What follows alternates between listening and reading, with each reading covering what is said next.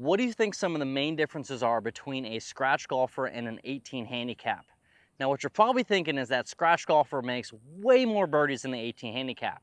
But in reality, on average, that scratch golfer only makes 1.6 more birdies per round compared to that 18 handicapper. So what does that tell you? The scratch golfer is as good as they are because they make a lot of pars. So in this video, what I'm going to do is teach you how to do that. I'm going to teach you how to play boring golf. I'm going to play golf until I make a bogey. And during that whole process, I'm going to talk about my strategies on how to hit more greens, how to play more boring golf, how to make more pars, aka help you shoot lower scores. So let's get out there. We're playing the front nine. We're starting on the front nine at Fiddlesticks Country Club, Long Mean Golf Course. Hopefully we get to the back. Hopefully we play the golf course 6 times in a row because we did make a single bogey. I am supposed to take someone to the airport at 4, so if I get on a heater, sorry Haley, you're walking there, but we'll see. So let's get started.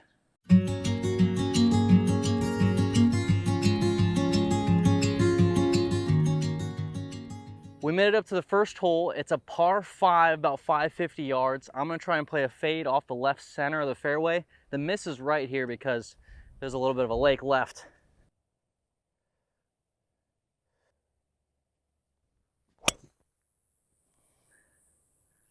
Or hug the left. Not an amazing drive, but it's in play. That's all we needed. So we are off and running. In this video, I'm not gonna cover too much about the tee shots because the last video I posted, I talked a lot about it.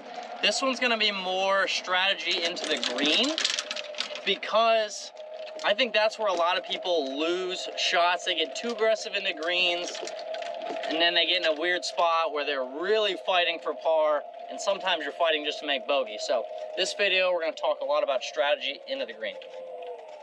Basically, you just need to hit a lot more greens to make a lot more pars. So the tee shot ended up in the rough. We got a pretty good lie. We're sitting at 208 yards to the pin, so I'm gonna go for it. On shots like this, going into the greens in 2 on par 5s, I generally say just go for the middle of the green. Luckily today, the pin is in the middle of the green. Pretty much that staircase you see is the dead middle. So for this one, I'm gonna aim right at the stick. The one caveat to this shot is there's trees on the left that from this angle we have to carry. So if you get a spot here where you don't think the lie is good enough or you don't think you're gonna get high enough, you're gonna have to think about those trees and aim towards the right side of the green. The goal is to have a chance for birdie, but to guarantee par. And playing super aggressive where you might get over the trees isn't a good method to try and make par, if not have a good chance at birdie. Playing to the right is the better chance. But I feel pretty good about getting over the trees, so we're gonna go right at it. That was an unintentional draw. I think at worst she's in the back bunker. It was hit good, it was just left.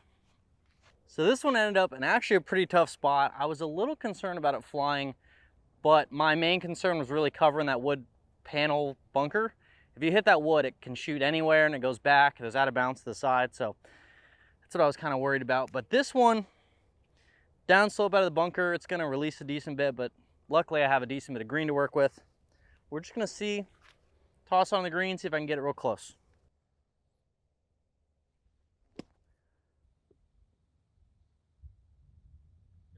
Going. That's a tap-in. That's pretty good. I guess I was lying when I said that bunker shot was hard. Nice little birdie to start. Let's keep this train rolling. On to number 2.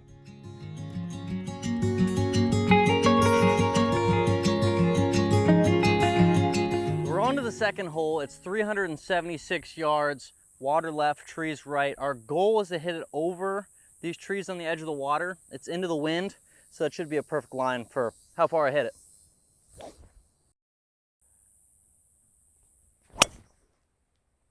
Kind of bailed a little bit, but I think we're gonna be all right. I hit it bad.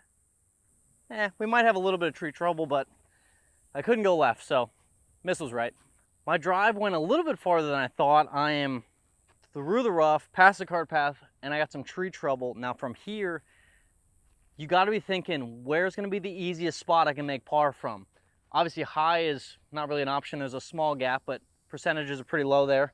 I can go in the front bunker, I can try to go left of it. I think it's going to be an easier up and down from left of the green, if not on the left side of the green, so that's where we're going to go for.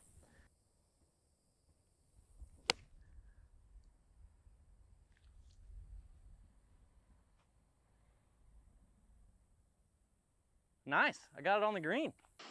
So on that one, it definitely would have been super easy to get a little over aggressive and put it in this front bunker right there, or even try and go through that gap and hit the tree. But smart play, always percentage play, go to the bigger, fatter side of the hole. Even if I was chipping, it'd been a way easier chip over here, way over there, with a bunch of green to work with.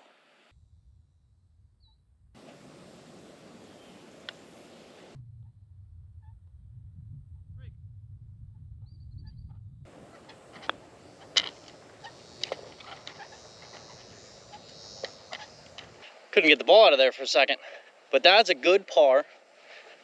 Nice, easy par from the trees. Played it smart. Now we're on to the next.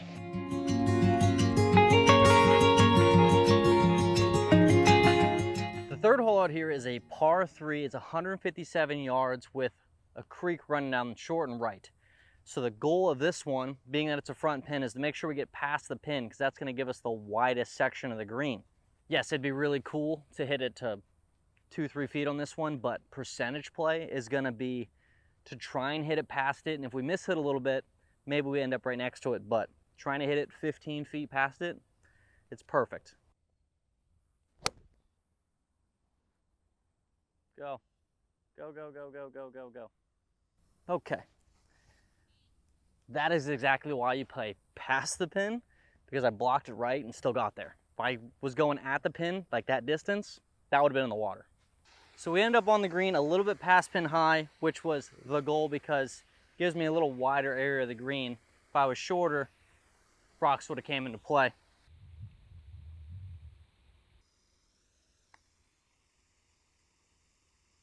Simmer.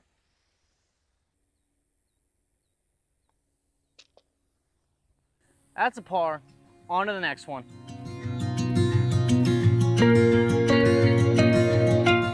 On to the fourth hole, we got a par 5. Now you're probably thinking, Darren, why do you have 3-wood? It's a par 5. Well, this hole tightens up a lot right where driver would go. So I'm gonna hit 3-wood because it's the widest section of the fairway. Remember, we're looking to play boring golf, which means hit a lot of fairways, hit a lot of greens. It's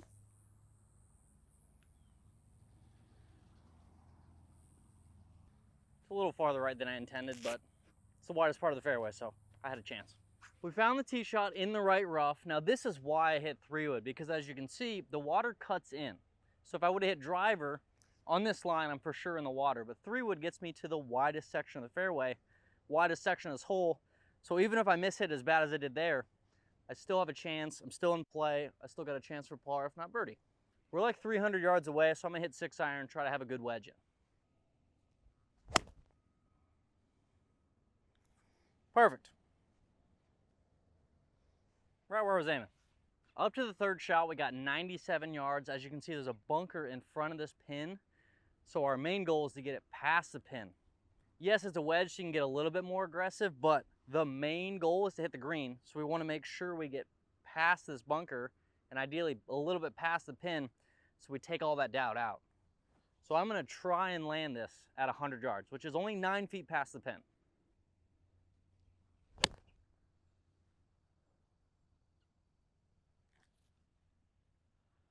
Well, I didn't listen to myself. I blocked it and left it short. Good thing I blocked it so I didn't go in the bunker. I got to do better. That was terrible. My biggest flaw on that one was definitely over the golf ball. I had lob wedge in hand and I was thinking, man, this would be a good like little chippy gap wedge, because then it would for sure flight it into the wind, and I'm definitely missing that one long. But I just didn't want to go back to the cart even though I was right next to it. So just hit the wrong club. I wasn't very confident with it. But luckily, we're in a spot where we can make par, if not chip this thing in. So I ended up on the fringe here. I think technically if I would have aimed at the bunker, I might have covered by about 1 inch. So I kind of got away with a good miss here.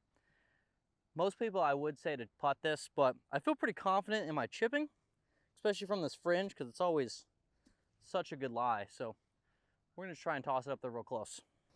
I got gap wedge because we're just kind of bumping her up there. And I made it. Feel confident in the chipping. Let's go. I mean, love that. Couldn't get it out. That looked like a birdie the whole way. The great tee shot, I laid up, I missed the green with a wedge, birdie all the way. Let's go on to the next. The fifth hole out here is a par 3. It's 197 yards, a little bit into the wind. The goal is middle of the green. Luckily the pin's in the middle of the green, so technically we're going right at it. Holy shit, those guys are moving.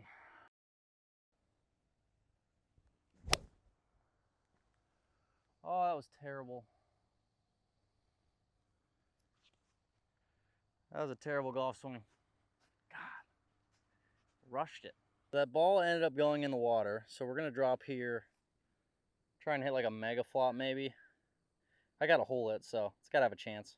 So that ball ended up going in the water. I didn't bring another golf ball with me, and the group behind me was pretty much on top of me, so I didn't want to hold anyone up.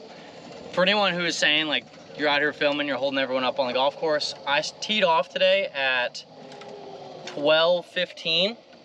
I played 5 holes. It's now 1:18. So I'm plenty under 2 hours for 9 holes. So any of you haters that are like, you're slowing up the whole golf course, I play fast enough. Just those guys are playing a skins game, so if you're not in for birdie, you're out. They just play really fast. So that unfortunately is gonna be all I have for this video. I got through 4 holes and I failed on the 5th hole. Just a really, really poor swing, but I hope you can understand what I was talking about in this video of playing boring golf. It's all about playing to the fatter sections of the hole. So like on hole 4, I hit 3-wood because it's the widest area of the fairway, and into greens, it's a lot of hitting to the middle of the green, hitting to the fatter side of the green. And if you got wedges, you can attack it a little bit more, but just making sure you get over the trouble. If there's a bunker in front, get it past the pin. If it's a front pin, if there's hazard and stuff in the back, make sure you're playing short. Just playing smart, trying to hit as many greens as possible. The worst thing you can do is just get overly aggressive and put yourself in spots where you just don't have a chance at par. So just play smart, think about the shots, hitting the fat areas of the fairway, fat areas of the green. You'll start hitting more greens, making more pars, shooting lower scores. So thank you for watching this video. I'll try this again next time. Do it while I don't have the excuse of someone behind me. We'll try and see if we can get through 9 or 18 holes without a bogey. That'd be sick. So thank you again for watching. Leave a like, comment, subscribe if you learned anything. If you liked it, I'd really appreciate it. It helps the channel out. And I'll see you in the next one. Bye.